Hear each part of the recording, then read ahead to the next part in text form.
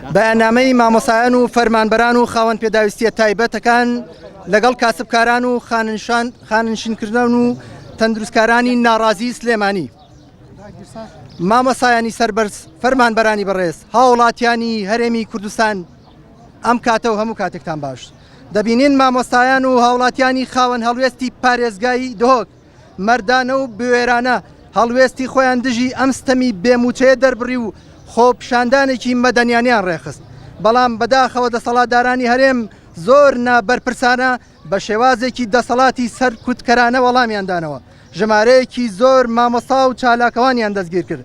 ئەمە لە کاتێکدایە کە خەڵک و مامۆسایان و فەرمانبەران بەگشتی لە خراپترین دۆخی ئابووریدان.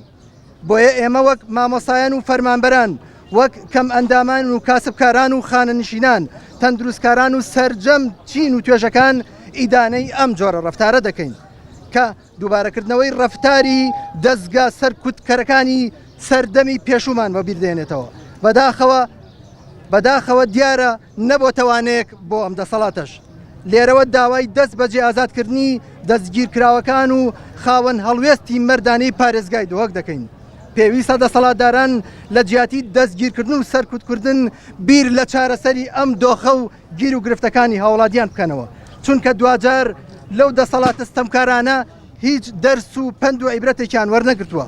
خۆشبەختانە ناڕزایەتیەکان گەیشتۆتە سەرجەم کوچە و کۆڵان و شار و شارۆچەکان و تەنانەت لادێ و گوندژینانیش. ئیتر کورد وتەنی جام کە پڕبوو لێ ئەڕژێ. سەربەرز بن، بژی کورد و کوردستان چاوەڕێی هیمەتی هەموو لایەکین تا ڕۆژێک بێ ئەم قەیرانە تێپەڕێ و ئێمەش بە ئازادی، بە دڵخۆشی، بە شادی، تەنانەت بە گیفانی پڕ و بە ئارامی هەموانەی خوێندن هەم دایرەکان و هەمیش بازاڕەکان بکەین.